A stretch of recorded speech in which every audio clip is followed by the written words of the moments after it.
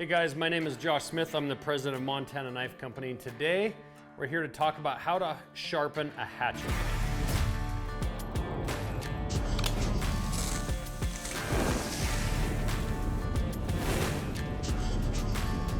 So hatchets can be a bit difficult. Hatchets and axes, they tend to have a really thick or thicker edge than a normal knife. So with a thick edge, and this is what we talk about in knife sharpening, the thicker the edge, the more material you have to remove, which makes it more difficult. So a couple things. First, we kind of start with a visual inspection of the hatchet edge. And this is a hatchet that we've used for content, a bunch of stuff. It was actually hit on a rock here and has just a little ding off the top corner of this hatchet point right here. And this is a perfect example, and this stuff's gonna happen with hatchets. You're gonna hit rocks, you chopping roots out and different stuff, maybe go through your piece of wood that you're chopping and hit a rock right at your fire pit. So you're gonna look for visual dings and dents in this edge, and some of those you're just not gonna get out with your stone unless you take a ton of time. Lucky for you, you can just send this in to us and we'll sharpen it for free and send it back. So I will always err towards the side of doing that. I would much rather pay my people to take care of you. That's why you bought this hatchet. It's why you buy American made, knowing we will stand behind it. However, this hatchet really isn't in terrible shape. I'm probably not gonna get this point back on this initial sharpening here, but when I'm using a hatchet, I'm really not using that point too much anyway. So we'll just work on getting this edge kind of revived a little bit here. I have a work sharp stone right here. It's actually a little bit fine. I think it's a 1000 grit stone on one side, which I have facing up, and then it's 6000 on the other side. To really be effective on this hatchet, I could even get a rougher stone, especially if it was in worse shape.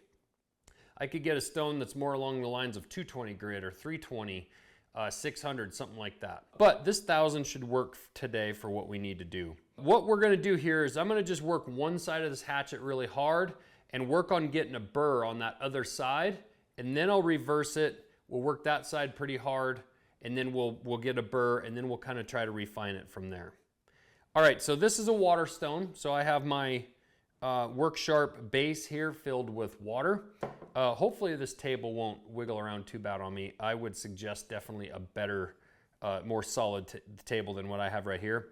I'm actually gonna take these guides that come on this work sharp stone off of here just to get them out of my way. And I'm gonna just work with a fairly steep angle. I actually sometimes will just dip that edge of that hatchet in the water. And I've dumped water all over the stone already. So I'm just gonna work this stone, and right there I can feel there's a big chip, and actually not a chip, but kind of a dent in this edge here that's catching on my stone. So I'm gonna just work that out like so. And I'm trying to somewhat match the angle that this hatchet was already sharpened at before. So I am just working those dents and dings, trying to work the whole bit there. Okay, so I'm gonna feel for a burr, of which I actually already have a nice burr on that other side all the way. So I am noticing that some of the little teeny tiny dings and dents are already starting to go away just a little bit. Like I said, I'm never gonna get that point really back on this one. So I'm gonna reverse sides here. And if this stone will stay in place, that'd be good. So again, I'm just working that other side really firm.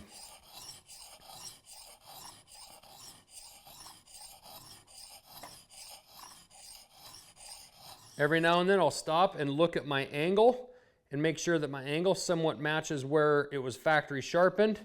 Maybe a little shallow there, which is actually just fine. Okay, now clean it off there and I'll feel for a burr. And I have really gotten that burr to move to the other side of this hatchet really nice. And I've even noticed that some of the little dings on my edge that were minute have started going away. So now I'm going to go back and forth, a little slower motion, reversing sides each time. And I could use a little more water on my stone, so I'm going to just dip a little bit out of there and just place it right in the center of that stone.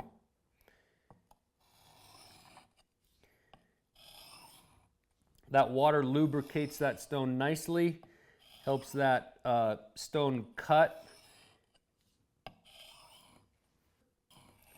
and remove steel from that edge. So now I'm just going to kind of lighten some pressure. These are pretty light passes here. And then what I'm going to do is just take this stone and flip it over here on this real fine side. These are just a couple stropping passes.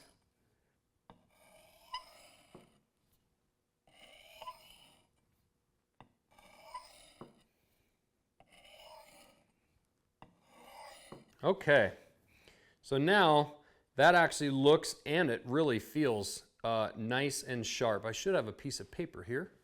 All right, so I grabbed a piece of paper here. So now we can kind of test that edge and see if anything is hanging up. I have a little tiny hang right in the middle of that edge, barely. And I can see I barely have just a tiny little dent in that edge. Not a dent, but you know, maybe just a tiny chip or a place where my stone didn't get all the way. But frankly, this is a hatchet for chopping wood, doing any of that kind of stuff. This thing is actually really nice and sharp. And in fact, it may even shave some hair. So we have already got a hair shaving edge on this. And this thing is definitely ready to put back to use. So let's actually talk a little bit about where a belt grinder would come in and what you can do at home with a belt grinder. Worksharp sells like a Ken Onion edition belt sander, sharpener. I like to stay away from those on our really, really thin knives, but actually that would work really well on a hatchet where you really need to take out like a bigger ding or a dent. Maybe if you wanted to get this little point right here back, you could use that belt sander on there. Do not use a stone wheel on like a bench stone grinder from Home Depot. Don't use that. Please don't use that on here. I just brought back a really nice edge on a very fine stone here on a hatchet that's been used a bunch. It's got the scratches and the wear to prove it on the sides of this thing. Do not use a stone. Creates a lot of heat. It's a super coarse, rough edge. You'll never end up with an edge like I just put on this one. Again, guys, please just send these things back to us if you need a little bit more extensive work done on getting a ding or a dent out of the edge. I would much rather have us do it and have you guys have a really good experience in the field with our hatchets and have a really nice sharp edge than have you guys mess them up on a bench stone from some shitty Home Depot thing. So anyway, thank you guys. That's how you sharpen our hatchet. You can use this same technique on an axe or another hatchet of another company. Again, I would suggest maybe a rougher stone for one that's in worse shape. We grind our hatchets pretty thin compared to the rest of the industry, so you're actually gonna have more success on a stone than you probably would the typical hatchet you're buying. It's made in China. So that's why we buy American, and that's how you sharpen a hatchet.